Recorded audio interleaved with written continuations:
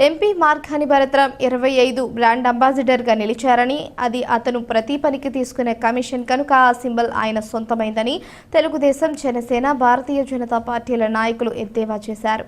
ఆయన కుటుంబ సభ్యుడే అన్ని పనులకు ప్రధాన కాంట్రాక్టర్గా వ్యవహరిస్తున్నాడని ఆరోపించారు. రాజమండ్రి ప్రెస్ క్లబ్లో సోమవారం జరిగిన మీడియా సమావేశంలో జనసేన జిల్లా కార్యదర్శి జామి సత్యనారాయణ మాట్లాడుతూ, తమ నాయకుడు పవన్ కళ్యాణ్ పేరు ఎత్తడానికి కాదని ఆయన గురించి మాట్లాడే స్థాయి కానీ భరత్రాంకు లేదన్నారు. పిఠాపురం నుంచి పోటీ చేస్తున్న పవన్ కళ్యాణ్కు భయపడి ఆ నియోజకవర్గంలో వైకాపాకు చెందిన 5గురిని దింపారన్నారు. నా జోలికి వస్తే పుడిసేస్తానండి అంటూ వైకాపా మహిళా నాయకురాలని బెదిరించిన వైకాపా యువజన విభాగం నగర అధ్యక్షుడు పీతా రామకృష్ణను ఎందుకు సస్పెండ్ చేయలేదని భరత్రాంను ప్రశ్నించారు. బీజేపీ ఓబీసీ మోర్చా రాష్ట్ర ఉపాధ్యక్షులు కోరగంటి సతీష్ కుమార్ నగరంలో చాలా వరకు జరిగిన పనులన్నీ కేంద్రం నుంచి వచ్చిన నిధులతో జరిగినవేనన్నారు. 348 కోట్లు కేంద్రం నిధులతో మధురపూడి విమానాశ్రయాన్ని అభివృద్ధి చేస్తే భరత్రాం తమ ప్రభుత్వమే చేసింది అంటూ తప్పుడు ప్రచారం చేస్తున్నారన్నారు. టీడీపీ నగర ఉపాధ్యక్షులు పురు జానకి రామయ్య మాట్లాడుతూ, రాజమండ్రిలో గెలిచేది నేనే, 175 సీట్లు మావే అన్నప్పుడు హడావిడిగా శంకుస్థాపనలు చేయాల్సిన అవసరం ఏంటని ప్రశ్నించారు. టీడీపీ వాణిజ్య విభాగం రాష్ట్ర ఉపాధ్యక్షులు తవ్వారాజా, జనసేన నగర ప్రధాన కార్యదర్శి అల్లంకి నాగేశ్వరరావు, బీజేపీ జిల్లా ప్రధాన కార్యదర్శి బూరా రామచంద్రరావు, కో-కన్వీనర్ జీవి రత్నారెడ్డి పాల్గొన్నారు.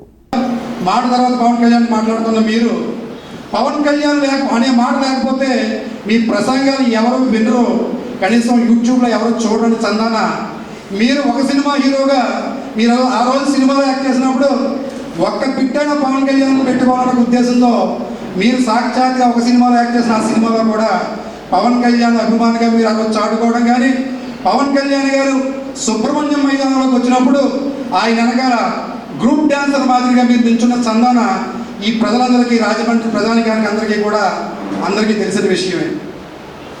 పవన్ కళ్యాణ్ గురించి మీరు పిచ్చి ప్రలాపనలు మాట్లాడడం మానేసి 25 పైసలు నాణం అంటే మార్గాని భరత్రాం గారు అని చెప్పి ఇవాళ సోషల్ మీడియా కాదు ప్రజానికం కూడా అనుకున్న చందాన 25% కమిషన్కి మీరు కక్కుర్తిపడి రాజమండ్రిలో ఉన్న అభివృద్ధి పేరిట మీరు చేస్తున్న వినాశనం. నరేంద్ర మోడీ గారు చేసిన అభివృద్ధిని నా అభివృద్ధిని చెప్పుకున్నాడు ఆయన. అదేవిధంగా ఈఎస్ఐ హాస్పిటల్కి 100 కోట్ల రూపాయలు నరేంద్ర మోడీ గారి ప్రభుత్వం ఇచ్చింది. అది కూడా ఈయన ఖాతాలో వేసుకుంటున్నారు. ఫ్లైఓవర్ నిర్మాణం మరి ఏంటో నాకు అర్థం కావట్లేదు.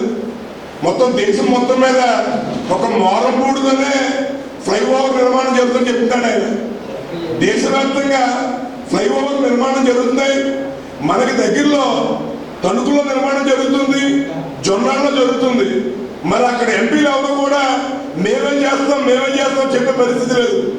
ఈయన మాత్రం ఎక్కడికి వెళ్ళినా నేనే ఫ్లైఓవర్ నిర్మాణం చేస్తాను, నేనే తాపి పని చేస్తానని చెప్తారు. మరి ఏంటో నాకు అర్థం కావట్లేదు. హెల్త్ సెంటర్లో నరేంద్ర మోడీ గారి ప్రభుత్వం ఏర్పాటు చేసింది.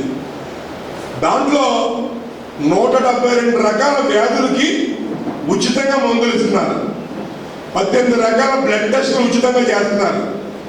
ఏదైనా టెస్ట్ కావాలంటే ₹1 కూడా ఖర్చు లేకుండా అక్కడ వైద్యం అందజేసేటువంటి పాలన కూడా నరేంద్ర మోడీ గారు తీసుకొస్తారని ఈ సందర్భంగా తెలియజేస్తూ, మరి మీరు 30,000 పైసలు మెజార్టీతో మీరు నెగ్గెత్తు, 175 సీట్లు మీ అధినాయకుడు నెగ్గెత్తు, గవర్నమెంట్ మీరే ఫామ్ చేద్దాం అని అంత ధీమా మీకు ఉన్నప్పుడు, ఎందుకంటే కొబ్బరికాయలు లారించి పట్టుకొచ్చి రాజమండ్రి కొబ్బరికాయలు ఎలక్షన్ ముందు రోజు, ఓటు ముందు రోజు, ఓటు అనౌన్స్ చేసే ముందు రోజు మధ్యాహ్నం 3 గంటలకు అనౌన్స్మెంట్ చేస్తే పొద్దున 6కి 7కి కూడా కమ్యూనిటీ హాల్లో అయ్యి అని చెప్పి ఎందుకంటే కొబ్బరికాయలు కొట్టేశారు.